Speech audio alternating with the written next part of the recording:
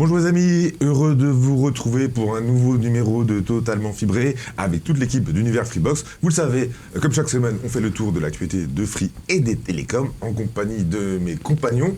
Lucas, on commence par toi. Tu vas nous parler de quoi cette semaine? Alors bonjour Olivier, bonjour tout le monde. Aujourd'hui, je vais vous parler de la couverture 4G, 5G de tous les opérateurs et de l'UFC Que Choisir qui tire la sonnette d'alarme et alerte sur une problématique bien précise et également d'une très bonne nouvelle pour les amateurs de films.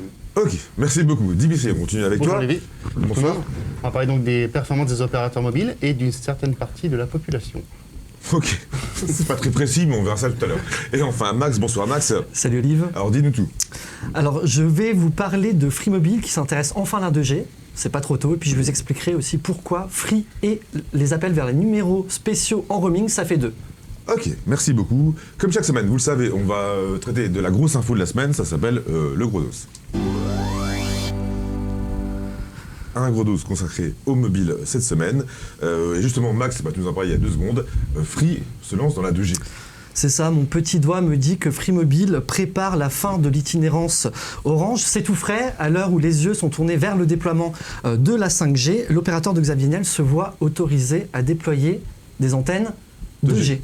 2G, c'est une première pour l'opérateur puisqu'il dispose aujourd'hui seulement de fréquences 3G, 4G et 5G. Alors, en croire le site Open Data de l'ANFR, l'Agence nationale des fréquences a approuvé 360 sites 2G en bande 900 MHz donc pour Free Mobile. Alors, cette fréquence est historiquement utilisée par l'opérateur uniquement en 3G et pas qu'un peu puisqu'il dispose aujourd'hui de plus de 21 500 sites équipés dans cette bande-là. Alors, que peut-on en penser selon vous? Visiblement, il n'y a pas de licence jusqu'à présent. Il y a encore des gens qui sont en 2G, donc c'est important. Par exemple, si on veut arrêter l'itinérance Orange, il faut impérativement avoir de la 2G. Exactement. On pourrait imaginer que Free souhaite réutiliser cette fréquence-là pour la 2G en vue de la fin de l'extinction de l'itinérance Orange à la fin de l'année. C'est aussi important, comme tu l'as dit, Olive, puisqu'il y a encore des abonnés Free Mobile qui disposent seulement de terminaux 2G. Alors si cette hypothèse s'avère juste, Free Mobile a du pain sur la planche. Alors en tout cas, il n'a pas de licence 2G, donc c'est pour ça que c'est étonnant qu'il ait des autorisations pour utiliser ces fréquences en 2G, puisqu'il n'a pas de licence au départ, de licence 2G. C'est ça, après il faut voir si ce sont des fréquences neutres ou pas. En tout cas, on l'a vu déjà en septembre dernier, Free réutilise donc la bande 2100 MHz donc allouée à la 3G pour la 4G. Là, il fait le sens inverse sur la 900 vers la 2G. Ok, voilà, donc on saura dans les prochaines semaines à quoi servent. Cela devrait se préciser, on contactera la NFR et Free pour en savoir plus. Ok, on va fouiller tout ça et on vous en dira plus dans les prochains jours, voire les prochaines semaines. Dimitri, on continue avec toi, parce que Free, en 2021, était un des meilleurs opérateurs. Oui. Alors en fait, quel opérateur offre les meilleures performances sur le mobile? Alors un baromètre MPerf qui a été réalisé en 2021 avec 2,9 millions de mesures donne la réponse, c'est Orange. Il est premier, comme on va le voir à l'écran, voilà, avec 80 011 points. Donc c'est la 4e année consécutive pour Voilà. Orange. Dans le détail, il obtient du coup les meilleurs débits descendants. En moyenne, donc on va le voir à l'écran, 76,43 mégabits en débit descendant, en débit montant 11,44 mégabits seconde en moyenne, et le temps de latence 37,26 millisecondes. Donc là c'est toute technologie confondue, de la 2G jusqu'à la 5G. Voilà. On notera qu'en termes de débit, Free Mobile est quand même deuxième sur 2G, 3G, 4G. Et les deuxièmes en général aussi, Voilà. c'est... Grâce à un débit moyen de 60,13 mégabits seconde, donc toute technologie confondue, ça c'est en descendant. En montant, c'est 8,59. Ensuite, dans un mouchoir de poche, on trouve Bouygues et SFR qui ferment donc la marche. Maintenant, si on dézoome sur la partie 5G, là on va avoir un graphique qui va montrer la proportion des mesures réalisées en 5G. Voilà, donc Free occupe la majeure partie des mesures réalisées en 5G. On se souvient aussi qu'il a le plus grand réseau 5G de France, 79% de la population, 14 648 communes si je me souviens bien. Et pourtant, c'est parce qu'on a le plus gros réseau 5G qu'on a forcément les meilleures performances. On va le voir à l'écran. Voilà. Donc le classement plutôt. Non mais c'est ça. Ouais. Le classement. Ah donc, ouais. Free, Comme tu dis, c'est pas parce qu'on a Le plus grand réseau. le plus gros qu'on a les meilleures performances. voilà. Free arrive du coup 4e au classement, derrière Bouygues, Orange et SFR. SFR s'empare de la première place concernant la partie 5G, notamment avec un débit descendant en moyen de 308,67 mégabits par seconde, aussi un débit montant de 39,12. Voilà, donc on a bien quand même la preuve que c'est pas forcément la plus grosse couverture qui apporte les meilleures performances. Exactement. Alors, ce qu'on peut voir aussi sur ces débits descendants-là, bon, Free est effectivement dernier, mais nous n'avons pas les mêmes écarts de débit que sur le baromètre annuel de l'ARCEP de QESI, où Free avait un débit moyen de 51. C'est ça. On était en tout cas à Quelque moins chose de... comme ça. à Où la 4G était 100. plus rapide que la 5G. C'est ça, voilà. Là, il dépasse les 100 mégabits seconde, donc ça devient un peu plus réaliste, on va dire. Mais en tout cas, c'est basé sur des vraies mesures. 2,9 millions, c'est pas rien non plus. Voilà, c'est pareil. Bien non plus. vrai. Après, cela s'explique aussi par le fait que Free utilise à outrance, déploie à outrance la fréquence 700 MHz qui apporte moins de débit et il n'est que troisième sur le déploiement de la bande cœur 3,5 GHz derrière SFR et Orange. Mais au final, au global, quand on compte toutes les technologies, il est deuxième et il vient de passer deuxième. Ouais. Ce qui est un peu étonnant pour un comme opérateur on a- qui arrivait largement après les autres. Mais comme on a vu sur le classement, en revanche, il est deuxième, mais très proche au terme du C'est un champ score de des boss. deux autres. Voilà. C'est tout, c'est bon? Oui. Ok, bah merci beaucoup. Lucas, tu vas continuer. Le FC Que Choisir se plaint. Ce qui est Oui. étonnant, c'est pas son genre. Oh. Bah, c'est vrai que c'est un petit peu son boulot, puisqu'elle doit se mettre du côté des consommateurs. Et cette semaine, l'UFC Que Choisir s'est donc étonné et plainte de la fracture numérique qui existe encore sur le mobile. Alors la fracture numérique, pour rappel, hein, c'est simplement l'écart des performances de l'Internet. Alors là, pour le coup, c'est le mobile, notamment entre les zones urbaines et les campagnes. Et en se basant sur des données qu'elle a collectées elle-même via son application de test de débit qu'elle a lancée l'année dernière, elle a pu observer de très importants écarts qu'elle juge incompréhensibles. Alors on va passer déjà sur la 5G, puisque c'est quand même, comme on a pu le voir, le mode de connexion privilégié.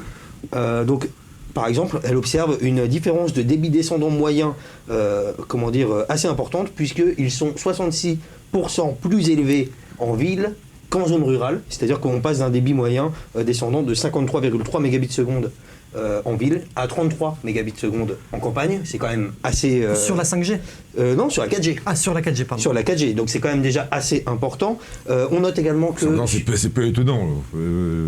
Les fréquences hautes sont plus utilisées en ville. Bien sûr, mais ça reste quelque chose Il n'y a pas d'assez... de quoi s'étonner sur ce genre de Non, choses. mais ça reste toujours assez injuste, surtout que ça fait quand même pas mal d'années que la 4G est en cours de déploiement.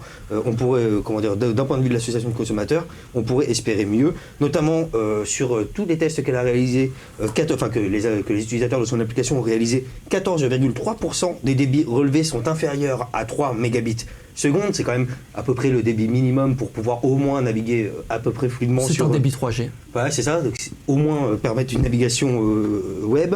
Et 25% des tests réalisés à l'échelle nationale n'atteignent pas les 8 mégabits seconde, ce qui était considéré comme un bon haut débit par Emmanuel Macron lorsqu'il en parlait quelques années auparavant. Et ce taux de tests qui n'atteignent pas ce débit-là passe à 32% en zone rurale. Et la 5G, eh bien, elle n'arrange pas spécialement les choses, puisque, certes, en ville, dans les villes de grande et moyenne taille, on peut observer des écarts assez spectaculaires, des bonds de débit. On passe de 42,3 mégabits seconde en 4G à 234,1 mégabits seconde en 5G, donc c'est quand même un débit multiplié par 5. En revanche, en campagne, on observe une simple multiplication multiplié par 1,5 le débit. On voit donc un énorme écart, et c'est pour cela donc que l'UFC Que Choisir appelle l'État à imposer aux opérateurs une qualité de service minimale permettant d'utiliser dans de bonnes conditions l'internet mobile. Après, ce qu'on peut dire sur la 5G, c'est que Orange, SFR et Bouygues déploient majoritairement dans les grandes agglomérations. Il n'y a que Free qui s'attaque aux zones rurales. Et là, on retrouve effectivement le problème de la bande 700 MHz qui peut peut-être biaiser les résultats. Exactement. Mais qui en même temps est disponible dans les campagnes. Plus c'est bas, plus on couvre le territoire. Ça reste quand même une augmentation. Fois 1,5, bon, c'est pas énorme certes, mais c'est déjà pas mal. C'est déjà pas mal, oui, effectivement. Dans ce cas-là, on n'habite pas la campagne si on veut avoir un... Ça, faut pas le dire aux campagnards. Non, mais Je t'en parle justement parce que tu habites dans un département... je viens d'un département rural, c'est pas de notre faute si on est mal desservi. Je suis désolé. Ok, donc tu es d'accord avec le fait Que Choisir. Bah plutôt quand même. La fracture numérique, c'est quelque chose qu'on connaît bien. mine de rien. Après, ce qu'il faut dire aussi, c'est que grâce au New Deal, le déploiement, la généralisation de la 4G porte ses fruits, ça fonctionne bien. Exactement. Donc le principal, c'est aussi de couvrir en 4G Des zones non couvertes. des villages qui n'avaient même pas la 3G. Après, avoir des débits au même niveau que dans les grandes villes, c'est un autre débat, c'est bien d'en parler, mais le principal, c'est quand même déjà d'avoir une couverture. Évidemment. Mais voilà, le choisir se plaint, mais il y a déjà effectivement un projet pour couvrir toutes les campagnes qui est engagé. Bien qui sûr, mais s'appelle là, le c'est pour New ça Deal, qu'elle ne parle pas de la couverture, elle parle vraiment de, des écarts de débit avec un débit. et surtout d'une qualité de service minimale à instaurer. Ok, merci beaucoup Lucas. On continue tout de suite, on va vous présenter un nouveau projet, en tout cas un nouveau service que Free a commencé à tester depuis quelques mois. Ça s'appelle Free Proxy. Concrètement, plutôt que d'avoir des gros centres d'appel ou des techniciens qui sont à Paris, dans chaque département, il va y avoir des mini-centres d'appel, des techniciens qui sont proches de chez vous, qui vont comprendre vos problèmes. Ça s'appelle Free Proxy. On va vous présenter ça au travers d'un petit reportage qu'on présente tout de suite.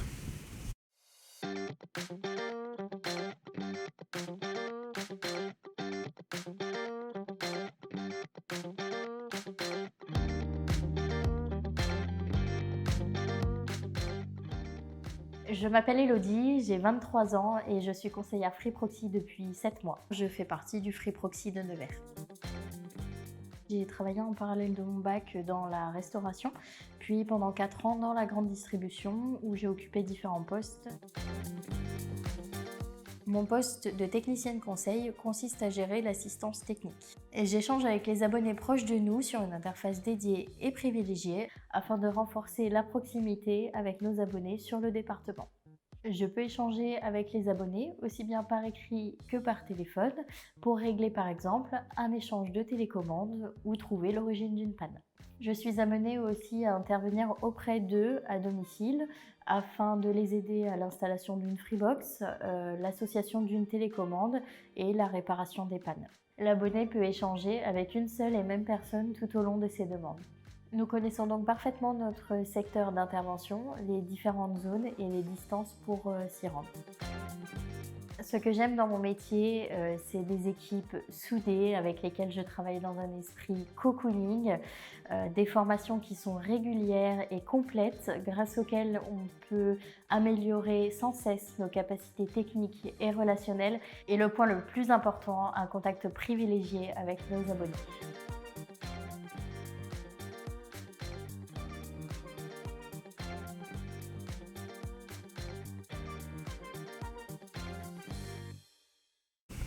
Voilà, donc après les techniciens itinérants qui interviennent chez les abonnés qui sont présents dans les grosses villes de France, Free veut vraiment se rapprocher des abonnés, être au plus près des problèmes et suivre quasiment individuellement chaque abonné. On enchaîne tout de suite avec une rubrique que vous aimez bien, puisqu'on va critiquer, c'est le Up and Down.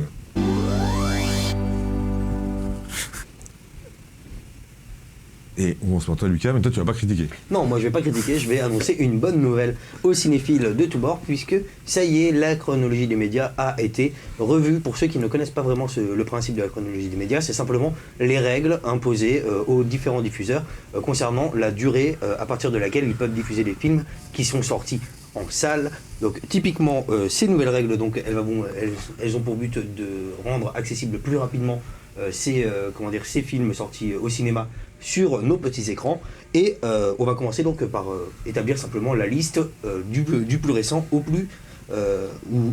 au diffuseur où il faudra l'attendre le plus longtemps.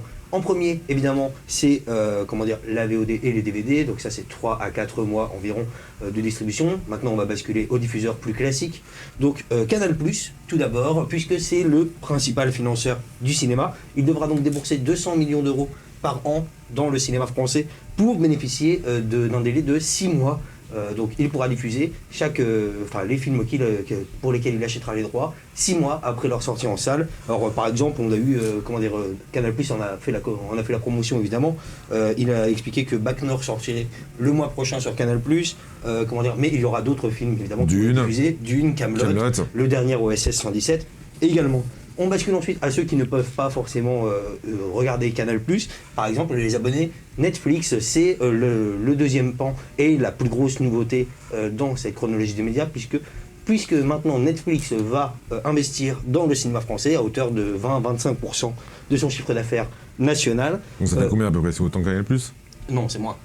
Donc c'est combien à peu près l'investissement? J'ai Le pas le- chiffre d'affaires de Netflix en France en 2021, c'est 1 milliard. On va faire le calcul. Donc c'est 25%, c'est 250 c'est pas millions. mal. Ah bah oui, non, c'est Donc autant, c'est pas- c'est quasiment autant. Après, je sais pas si la méthode de calcul est celle-ci. C'est ça. Il faudra voir. En tout cas, c'est 15 mois pour Netflix, c'est ça? C'est ça, exactement 15 mois pour Netflix, donc en contrepartie de ce financement. Et comment dire, pour les autres plateformes de SVOD, ce sera 17 mois, donc c'est le cas par exemple pour Disney+, Prime Video et consorts. Cette différence, elle s'explique notamment par le fait que Disney+, et Prime Video n'ont pas souhaité signer ce dernier accord, mais vu que Netflix est le plus gros acteur du marché, la règle signée par Netflix fait loi pour toutes ces plateformes. Et enfin, donc, pour les chaînes de télévision, il faudra attendre 22 mois. Alors, il y a encore quelques petites précisions, hein. Par exemple, les plateformes comme Disney+, ou HBO Max, qui devraient arriver en 2023, pourront par exemple conserver certaines de leurs productions cinématographiques qui ont coûté moins de 25 millions de budget pour leur plateforme directement. Ça évite, par exemple, des menaces comme celle de Disney+, de garder ses films pour sa plateforme et de plus les sortir en salle. Alors on précise bien, ça concerne uniquement les films qui sortent en salle. Si Netflix produit un film qui sort directement sur la plateforme, il peut évidemment le sortir tout de suite. Exactement, ça c'est ce qu'on appelle les films direct to VOD ou direct to DVD, comme à une époque on a pu l'appeler. Effectivement, là ça concerne bien les sorties cinéma. Donc ça devient moins intéressant d'aller en salle, puisqu'il suffit d'attendre 6 mois pour l'avoir sur Canal+, si on a Canal+. Certes, après il faut rappeler quand même que les visites en salle, c'est aussi ce qui finance pas mal le cinéma. Plus on va en salle, plus il y a de budget pour les films. Tu vas souvent toi en salle? Dès que je peux. C'est-à-dire? Dès qu'un film m'intéresse assez pour que j'y aille. Ok, on n'en saura pas plus. Merci Lucas. Max, pour toi c'est un down. C'est ça, et Free Mobile et les appels spéciaux en roaming, c'est une longue histoire et ce, aux dépens des abonnés.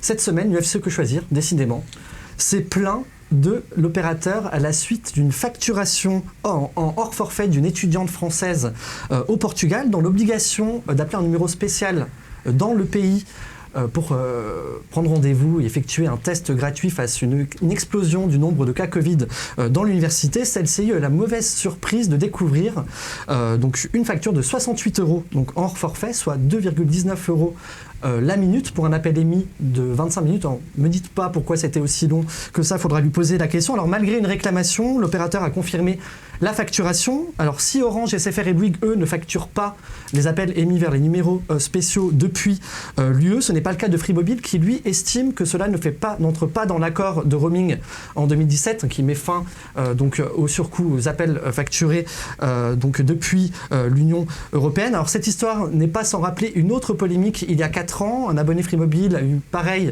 mésaventures, mais lui a eu gain de cause. Donc il a été cette fois-ci lui surfacturé pour un appel émis depuis l'UE, mais vers un numéro spécial français en 08. Après l'intervention de l'UFC Que Choisir et aussi de l'ARCEP, l'opérateur a finalement donc supprimé donc cette surfacturation, mais depuis Free Mobile semble toujours opérer de cette manière-là. On atteste sa brochure tarifaire où il est bien inscrit que pour tout appel vers un numéro spécial émis depuis l'UE, la minute est à 2,19 €. Pour 110 €, Free aurait mieux fait de rembourser directement, ça aurait évité à l'UFC Que Choisir de se prendre la tête avec ce genre de problème. Il aurait pu même simplement supprimer cette surfacturation. C'est ce que je viens de dire. Non, tout ce que tu as dit, c'est Il est remboursé. remboursé. Ah oui, il est remboursé.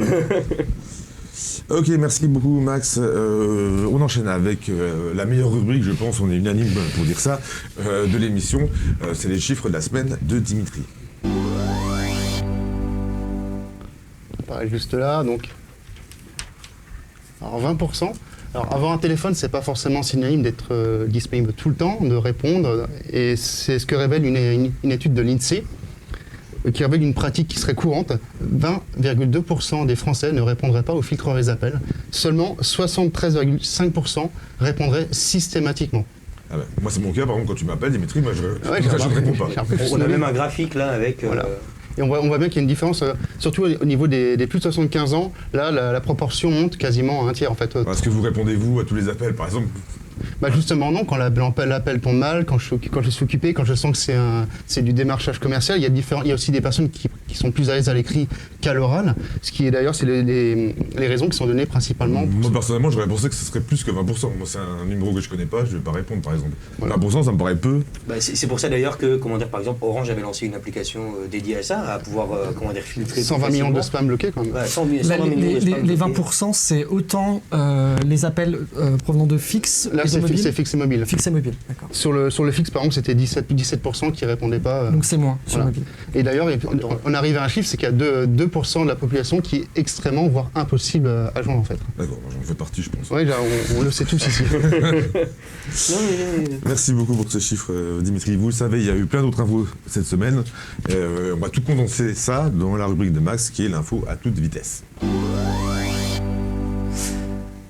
Et il y a désormais 7 chaînes Canal+ sur Freebox TV. On en attendait 2 nouvelles depuis septembre dernier. Elles sont enfin disponibles. Il s'agit de Canal+ Docs et Canal+ Kids. Bon, je ne vous explique pas quel est le contenu. La Le nom première parle pour traite lui-même. de documentaire. D'ailleurs, elle fonctionne très bien. Canal+ fait beaucoup d'audience sur cette chaîne-là. Et Kids qui remplace Canal+ Family. Les deux sont disponibles sur le canal 45 et 46. Elles étaient jusqu'à présent uniquement disponibles dans l'univers canal des Freebox. Et ce n'est pas tout, puisque Canal+ Grand Écran est également disponible cette fois-ci sur le canal 44. Alors pour l'heure, la chaîne ne diffuse qu'une bande-annonce, puisque je le rappelle, elle sera lancée le 8 février prochain.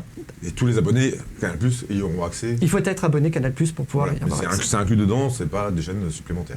Exactement. Avis à présent aux abonnés Freebox disposant d'Oki sur Apple TV et iPhone, iPad. L'interface TV de Free a reçu cette semaine une nouvelle mise à jour au programme. Une meilleure prise en charge, des préférences de langue pour la VOST, la VOST, et l'audio description. Alors c'était un vrai problème, notamment pour moi, hein, depuis que j'ai l'Apple TV et Oki, j'ai par défaut donc les sous-titres en audio description. Donc depuis Les sous-titres pour malentendants. pour malentendant, pardon. Alors le problème là a été aussi réglé, donc voilà. Vous n'avez plus besoin à chaque fois de rentrer dans les réglages pour enlever les sous-titres. Et puis il y a aussi une amélioration du moteur de recherche pour accéder plus facilement au contenu recherché. Et c'est tombé ce matin, on connaît la successeur de Stéphane Richard à la tête d'Orange. Il s'agit de Christelle Heidmann, donc c'est la vice-présidente Europe de Schneider Electric. Donc elle devient directrice générale de l'opérateur historique. Elle prendra ses fonctions le 4 avril prochain. Donc Stéphane Richard assurera l'intérim jusqu'à cette date-là. Donc une nouvelle page se tourne pour l'opérateur historique. Ok, Il d'accord. restera aussi à nommer le président, puisque la fonction de PDG a été dissociée, directeur général et président du conseil d'administration. Donc on aura l'occasion d'en reparler. Mais elle vient pas des télécoms du coup. Si elle était administratrice d'Orange, elle a... Ah, quand même. Pendant 4 ans, et elle a bossé D'accord. chez un équipementier. Oui, Exactement, Schneider, oui, mais c'est. Bon, elle n'a pas traité des télécoms depuis un certain temps, puisqu'en étant administratrice, on n'est pas directement dans les opérations, enfin dans la stratégie opérationnelle de l'opérateur, mais elle a quand même un certain bagage dans les télécoms. Elle connaît pas mal Elle va l'industrie. devoir réviser un petit peu les dossiers, mais il n'y a aucun L'important souci. c'est de savoir est-ce qu'elle va bien s'entendre avec les autres opérateurs, avec Free, avec Bug et avec SFR, puisque évidemment c'est ensemble qui construisent le réseau fibre notamment. Oui, C'est et ça puis, qui va et être puis important de savoir. est-ce qu'elle décidera aussi avec Fabienne Dulac de lancer une livebox maison digne de ce nom. Apparemment, d'après les informations du Figaro, Fabienne Dulac serait sur le départ. Sur la sellette. Non, sur le départ, juste. Ah oui. Apparemment, elle envisage. Qui est de Fabienne partir. Dulac parce que vous parlez de C'est la PDG de Orange C'est la France. directrice générale Ah, voilà. d'Orange France. Précisez-le. Ah oui, non, mais bien sûr. Tout le monde bien ne sûr. connaît pas forcément Fabienne Dulac. Désolé. Voilà. Donc nous n'aurons pas forcément un girl power à la tête d'Orange. Alors, peut-être la présidente sera une femme. Il y a quelques noms qui sont sortis, notamment une ministre. Je ne me souviens plus de son nom. Et je ne veux pas l'écorcher au cas où. D'accord, donc ouais, tu sais rien. Et si. À C'est quel une ministre Morello Morello Morano. Non, Morello. Ah non. C'est pour ça que je veux pas écorcher son nom et Oui, dire bah, une effectivement, bêtise. ouais. Donc toi, tu insistes. Lucas, si t'as pas aussi l'info, le il faut. président d'Apple Europe ou quelque chose comme ça, Si. qui lui est Ouais. vraiment pressenti pour la Moreno qui présidence. était président de, je crois, un équipementier téléphonique. Je ne veux pas dire de bêtises, donc on va ok. s'arrêter là. Ok, voilà, bah t'aurais mieux fait rien dire. On va avoir des commentaires. Voilà. Terrible. On va se Désolé. faire incendier dans les commentaires à cause de toi, Lucas. Voilà. Merci beaucoup. C'est bon, Max? Oui. Ok. Donc on continue et on termine avec notre débat de la semaine, c'est le Free Fight. Grosse nouveauté cette semaine chez Iliad, puisque pour la première fois, l'opérateur lance une box hors de France. Alors c'est une box on connaît déjà puisque c'est la Freebox Pop. Il la lance en Italie. C'est pas exactement la même offre qu'en France. Bah, tu vas nous en parler, Lucas, et tu vas nous dire. Exactement, puisque comme tu l'as dit Olivier, c'est le même serveur, c'est la Freebox Pop qui est renommée Iliad Pop, donc même débit, même fonctionnalité, à 2 différences près. Tout d'abord l'absence totale de player, mais également son prix, puisqu'elle est proposée donc à 23,99 € par mois pour ceux qui ne sont pas du tout abonnés chez Iliad. En revanche, pour les abonnés mobiles de l'opérateur, la Iliad Box donc vient avec un forfait de 15,99 € par mois. Donc c'est une offre Dual Play comme on a pu en connaître en France. Pour l'instant, on en connaît pas français. On a Bouygues Telecom avec sa Bbox Fit, donc qui propose 300 mégabits descendant pour 15,99 € puis 29,99 €. On a Red Bay SFR qui fait du 300 mégabits symétrique en fibre avec 23 € par mois et la possibilité d'avoir 35 chaînes accessibles via une application, mais ça reste du Dual Play au fond. On a la boîte Soch pour 19,99 € puis 29,99 € par mois. Et chez Free, on n'en a qu'une seule maintenant, c'est la Freebox Delta S, donc à 39,99 € par mois, mais avec des débits très performants, allant jusqu'à 8 gigabits par seconde en fibre. Alors on précise tout de suite, en Italie, ils ne connaissent pas vraiment le triple play, ça n'existe pas les offres triple play, donc c'est pour ça que Free arrive sur ce marché-là. Pour l'instant, il n'y a pas besoin forcément de faire du triple play, ça arrivera peut-être plus tard. Alors nous sommes dans le Free Fight, on n'a pas posé la question du débat. Oui. C'est est-ce que l'offre, donc l'Iliad Box en Italie, pourrait avoir sa place dans les offres Freebox en France? C'est la question. À ce tarif-là, donc rappelle-nous le tarif. À ce tarif-là. 15,99 € par mois pour les abonnés mobiles et 23,99 € par mois pour les abonnés pas mobiles. Alors moi je pense qu'elle n'aurait pas forcément sa place puisque ce sont 2 marchés totalement différents. Il faut rappeler que Iliad se lance sur le marché du fixe en Italie. Free est présent sur le marché du fixe depuis la fin des années 90, le début des années 2000. Donc on sait à quel point il a chamboulé le marché à son arrivée. Aujourd'hui, qu'est-ce que font les opérateurs? Ils essaient d'obtenir en tout cas une hausse de l'ARPU, donc du revenu moyen par abonné. Free l'a fait, même s'il conserve la Freebox Mini 4K, même s'il a augmenté d'1 €, bon, ça reste une offre donc de première gamme pour aller attirer les foyers qui n'ont pas forcément 30 € à mettre. Mais on voit bien qu'en sortant la Freebox Delta, donc très haut de gamme, et la Freebox Pop, et aussi avec la nouvelle stratégie commerciale, notamment, on peut le voir sur la Freebox Révolution, qui n'est plus au tarif historique, qui passe quand même la 2e année à 44 €, que les opérateurs sont plutôt sur une tendance haussière que baissière en termes de prix sur le fixe. Donc là, si Free, voilà, pour répondre à la question, sortait juste un serveur Freebox Pop, comme il a pu le faire avec la Delta S pour la Freebox Delta, mais il y avait une vraie demande puisque le player Devialet fallait l'acheter.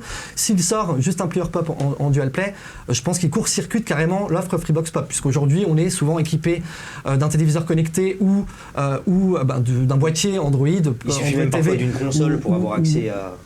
Exactement, à des chaînes. ou d'une console pour accéder à Molotov, pour accéder à des chaînes. Ça me paraît compliqué dans la stratégie de l'opérateur aujourd'hui de sentir une telle offre qui, or, je pense, trouverait sa place, en fait, elle cartonnerait. Elle est énormément mais je pense que réclamée, ça ne sera pas rentable. Depuis qu'on a annoncé et qu'on a présenté cette offre, parmi nos lecteurs, on voit beaucoup de personnes réclamant une offre de ce type chez Free, puisque le dual play, mine de rien, peut intéresser une certaine partie de la population. Et c'est aussi mon cas également, qui ne cherche pas forcément un bouquet TV dense, alors que c'est le cas chez Free. Free propose énormément de chaînes, mais si jamais on n'a pas forcément d'appétence pour la télévision, une dual play comme ça, avec des tarifs aussi abordables, ça fait rêver. Et on peut passer la Freebox Pop en dual play. On peut exactement, mais on n'en tire rien de plus. On peut supprimer l'option facture. On peut supprimer l'option TV, mais on la paye toujours finalement. Il faut aussi rappeler qu'en Italie, Free n'a pas besoin de dégrouper tout le territoire comme c'était le cas en France. Ce sont des investissements énormes que Free a réalisés en France depuis le début des années 2000. Et il n'y a pas de recherche et développement non plus, puisqu'ils réutilisent le même serveur finalement. Il y en a, mais effectivement, oui, ça a été fait en France. Il y a un accord de cofinancement pour la fibre en Italie. C'est ça. Mais bon, Free n'aura pas de réseau propriétaire. donc il va pas déployer sa propre... Ilou. Iliad, pardon. Mais on peut se poser la question aussi. À partir du moment où il propose un player en Italie, il peut négocier des tarifs, par exemple avec Netflix ou des choses comme ça. Il peut négocier des tarifs plus intéressants à partir du moment où on est présent dans plusieurs pays. Là, pour le moment, il n'est pas présent sur l'audiovisuel. Après, c'est peut-être simplement aussi que le marché italien n'est pas forcément prêt encore ou mature. Bah, ça n'existe pas. Iliad se devait de frapper fort sur le prix. C'est compliqué puisque les prix sont déjà bas en Italie. Il me semble que l'abonnement moyen est à 32 €. Donc là, on a 23 ou 15,99. Donc là, ils arrivent à casser les prix.